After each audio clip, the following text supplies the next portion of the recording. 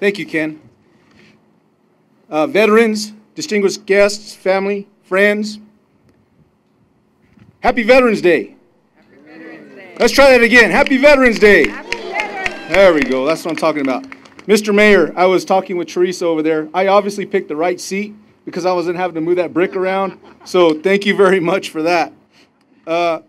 Once again, I am Major General Ken Nava. I'm the 44th Adjutant General of the New Mexico National Guard. It's my honor to be part of this very fitting Veterans Day celebration. And that's exactly what it is. A celebration of the men and women who have, who are, and who will serve in the armed forces of the United States of America to protect the freedoms that we all enjoy.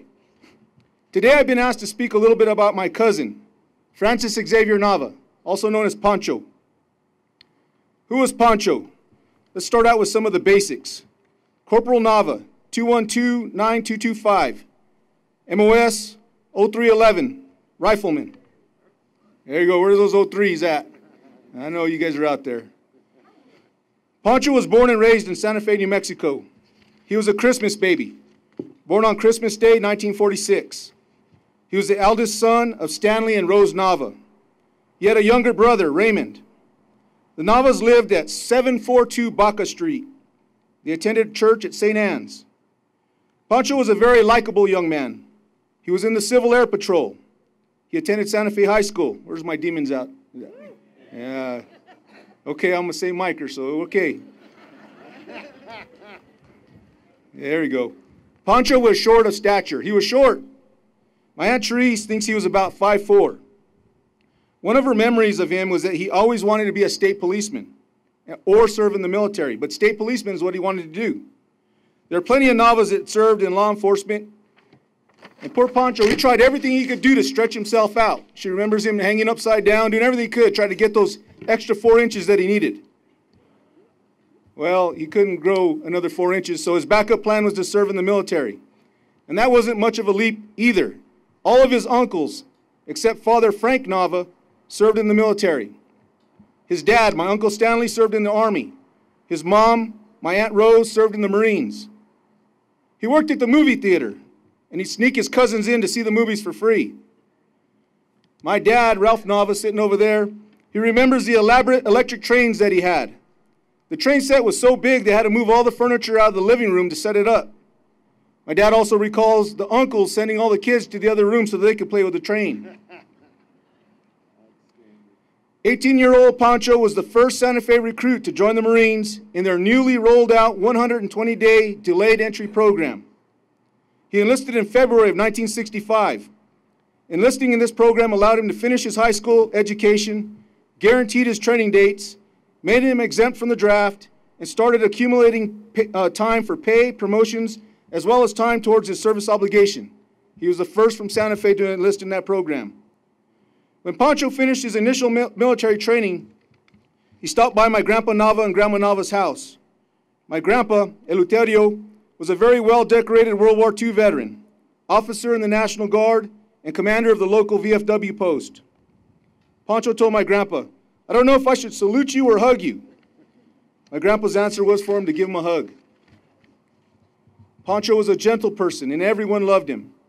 He was very proud to be a Marine. It's funny what things we remember.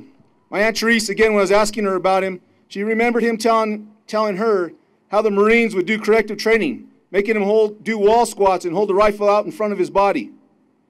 My dad remembers how strong Pancho was. My dad's family lived on Spruce Street. Anybody know where Casa Solana is? Those big old hills? Well, my dad remembers Pancho riding up the hill with my dad as a passenger, no problem. Most kids couldn't even ride up the hill in one shot without getting off and having to walk. About 4 years ago, reporter Robert Knott from the Santa Fe New Mexican did a great story about Nava Elementary School. He interviewed my cousin Raymond as well as others for the story. I'll share a small excerpt from Robert's article. Raymond Nava prepares to remember visiting a family ranch in Rio Riba County with his brother, who was home for leave before heading to Vietnam. His brother said nothing about going to war. Instead, he turned to Raymond and said, "You better take care of Mom and Dad." Today, that exchange made Raymond Nava laugh. What could I do to take care of him? I was 13 years old. Arriving in Vietnam in fall of 1965, Pancho was assigned to Gulf Company, 2nd Battalion, 4th Marine Regiment, 3rd Marine Division. He was injured in combat in May of 1966. That's when he received his first Purple Heart. Pancho would return to duty to do his job. On September 10th, 1966, he died of gunshot wounds to the body from rifle fire when Gulf Company engaged hostile forces in the vicinity of An Dinh, 2 kilometers northeast of Con Tien. He was days from completing his 1-year tour of duty in Vietnam when he was killed. He was the first person from Santa Fe killed in Vietnam. My cousin Raymond was next door at a neighbor's house when the casualty notification team arrived at the house. It was horrible news. Marine Lance Corporal Francis Xavier Nava had been killed trying to help a wounded buddy in Vietnam the day before. At just 19 years old, Pancho was the first Santa Fe resident to die in the Vietnam War. Raymond recalls that my Uncle Stanley could not bear to tell my Aunt Rose the news. She was at work. He had to go get a priest from St. Anne's to help him break the news. Pancho's death was very traumatic to the entire family. Everyone was impacted. My Grandpa Nava enlisted the help of the Adjutant General of the time, Major General Jolly, to help influence the effort to get Nava School named for Pancho. The Santa Fe New Mexican reported in the October 16, 1968 edition that the board unanimously voted to do just that. The school was dedicated to Nava in a public ceremony on May 25, 1969, and then opened the following August. The entire family, including his mom and dad and his brother Raymond, all of us, were very proud of Nava Elementary School being named for him. I can tell you that one of the very best Veterans Day ceremonies I have ever attended was with the students, teachers, and staff at Nava Elementary School. They do an incredible job remembering him every year. And quite honestly, if I wasn't here talking to him about with you, I'd be there.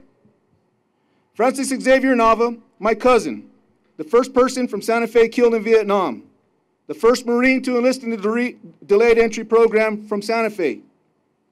He died 3 years before I was even born. He and the rest of the family have helped make me the soldier, son, father, and husband that I am today. Rest in peace, Pancho. Help me remember him today. Repeat his name after me. Corporal Francis Xavier Nava. Corporal Francis Xavier Nava. Pancho Nava. Pancho Nava. Thank you. Happy Veterans Day, everyone.